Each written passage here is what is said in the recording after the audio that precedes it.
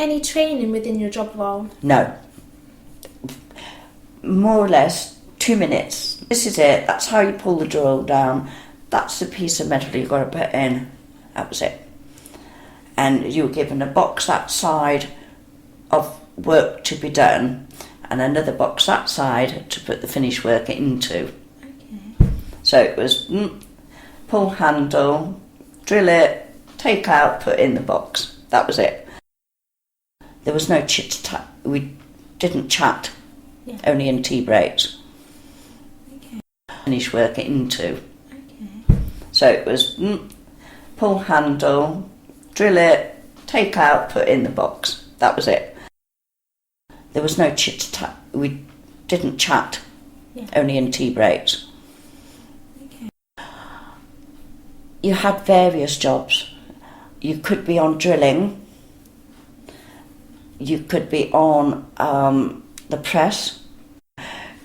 Piece of metal, you put it in under the press, pulled a handle, it came down, made it into shape, and then you took it out again.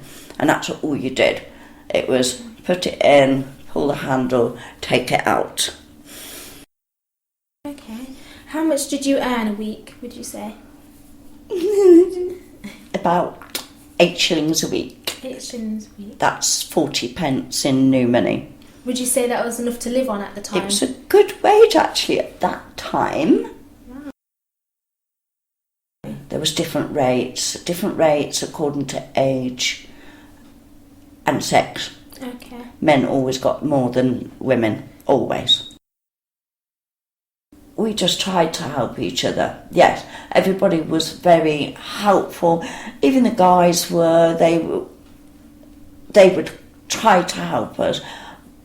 But it was very strict. If you were away from your machine more than a minute or two, then you got told off.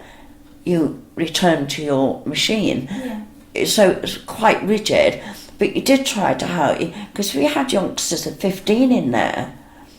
I mean, I was only 18, but we had youngsters, 15. School leaving age was 15, and we had people staying from school. Right, the top gate, there was offices and time people there.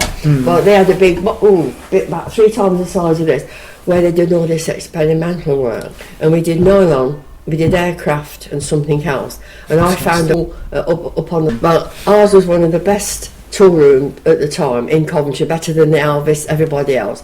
The work was piling up, so you just come over a big chute like that, drop on the track and come down, and then you take off so much, do it. What you do, you had a file, and you'd file a mark on wherever it was that was wrong, and then stick it for the repair girls. We had 2 repair girls on the machine and on the track. Yeah, what you used to do was put it on, swing it round like that, and then turn it over, and then level it out again.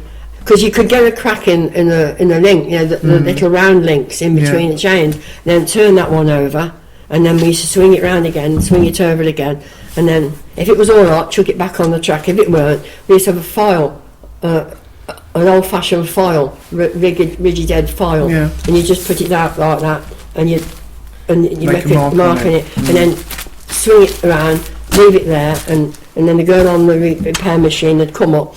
And she'd either take the top piece off, or she'd have a look to see if it was in the centre, you know, the rim, one of the rings, and the rivets. A rivet might be wrong, you know. And it was, as I said, simple.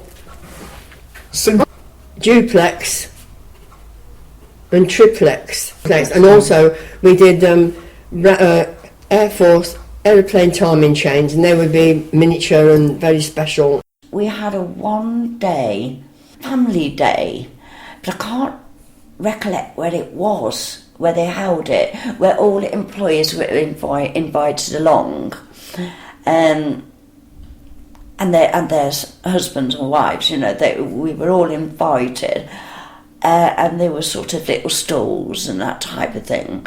You weren't given anything, but it was just sort of social thing once a year, and for the big boss to show his face.